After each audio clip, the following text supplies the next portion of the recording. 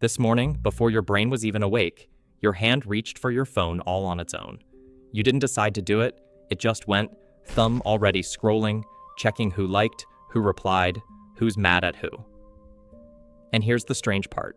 That reflex is way older than the phone, older than money, older than words. 100,000 years ago, your ancestor woke up in the cold, packed in tight with the group. And before they hunted, before they ate, before anything else, they reached for the body next to them. And they started grooming, picking slowly through each other's hair. For hours. Nobody made them do it. It was the same pull you felt this morning. So what were they actually doing? And why can't you stop? This is the strangest thing your ancestors did every morning. And why you still do it, explained. Scientists have a name for this: grooming. And for the longest time, everybody assumed grooming was about exactly what it looks like. Getting clean. Bugs, dirt, tangles, picking the junk out of each other's fur. Makes sense, right? Except the numbers didn't add up. See, our closest cousins, chimps, baboons, the whole primate family, don't spend a couple minutes a day grooming. The most social ones spend up to a fifth of their entire waking day on it. A fifth. That's not hygiene. You do not need 4 hours of grooming to stay clean. Something else was going on. Enter a caveman you'd actually want to meet. His name is Robin Dunbar, an Oxford scientist. He spent his whole life watching monkeys groom each other, asking one question you've probably never asked. Why so much grooming? And Dunbar noticed something you're doing this week without clocking it. When two animals groom, something happens inside the brain. That slow, steady grooming triggers a flood of endorphins. It's the same warm chemical hit you get from a runner's high, or a long hug, or a hot bath after a brutal day. So grooming wasn't cleaning the body, it was quietly drugging the brain. On purpose, every single morning. And you can actually watch it happen. Groom a monkey and it goes slack. Eyes half closing. It's the exact face you make scrolling in bed at 6 a.m. And that feeling did a job. It built a bond. The one doing the grooming and the one getting groomed both walked away, trusting each other a little more than before. Do that every morning for years, and you don't just have a tidy neighbor. You have an ally. Someone who backs you in a fight. Someone who shares food when you're starving. Someone who won't let the group leave you behind. That's what grooming was actually buying. Not clean fur, insurance. Because out in the wild, alone is dead. One caveman couldn't fight off a leopard, guard a sleeping child, and hunt all at once. The ones who survived were the ones with allies.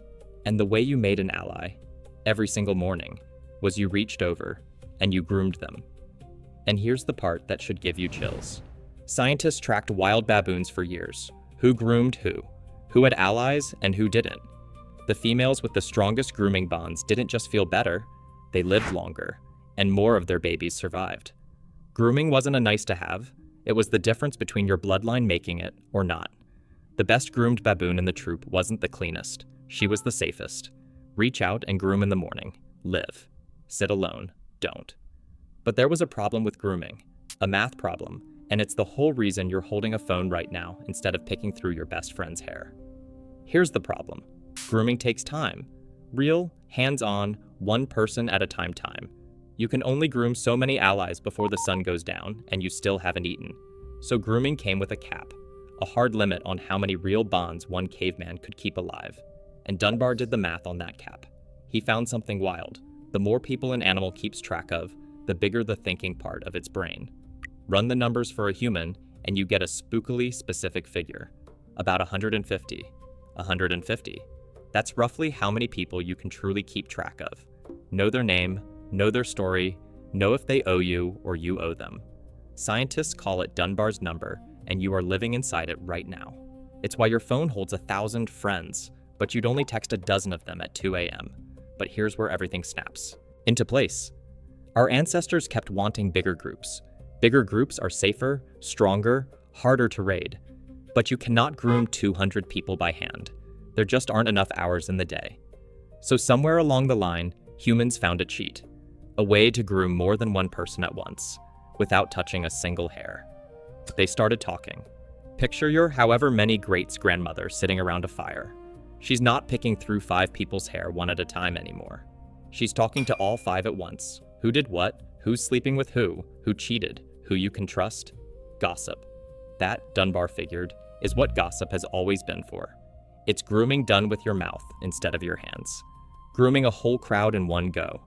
Every "did you hear about?" is a hand reaching through the fur. And it worked. Talking as grooming let humans blow clean past the cap. Into tribes, then villages, then whole cities. Language itself. The very thing you're using to follow this sentence. Dunbar's best guess? It started as a faster way to groom more people at once. It was never about the fur. And it still isn't. Because a few thousand years after that campfire, somebody built a way to groom people through a pane of glass. Then somebody smarter figured out how to sell that grooming back to us, one scroll at a time. Same endorphin hit, same ancient wiring, brand new way to groom. Look at your phone the next time it buzzes. Really look. That little jolt you feel, the pull to check who it is. That's not you being weak or addicted or broken. That's 100,000 years of survival, wiring firing right on schedule. Some old part of your brain is sure that notification is a member of your tribe, reaching over in the dark to groom you, and it desperately wants to reach back. Every time you post and wait for the likes, you're a caveman sitting very still, hoping somebody wanders over to groom you. Every time you get left on red, that same old part of you feels the group walking off without you. Because for your ancestor, that meant death. The stakes feel huge because once, they genuinely were. You check that screen 100 times a day. Your ancestor groomed for hours a day. Same hunger, same reach. You're just doing it alone, into glass, instead of into the warm shoulder of someone who would have died for you. Tomorrow morning, before your eyes are even open, your hand is going to move. It'll find that phone in the dark and pull it close. And now you know what that hand is really reaching for. It isn't the phone, it's the warm body that used to lie next to it. The tribe, the someone who had your back. The hand is 100,000 years old. The glass is new. It was never about the fur. It was about who's got your back. Every morning you reach for that screen, you're grooming. Same as your ancestor did, with their hands in the cold for hours. You're just doing it in 3 seconds, half asleep without a single thought. Same reach, reaching out to make sure you're not alone out here.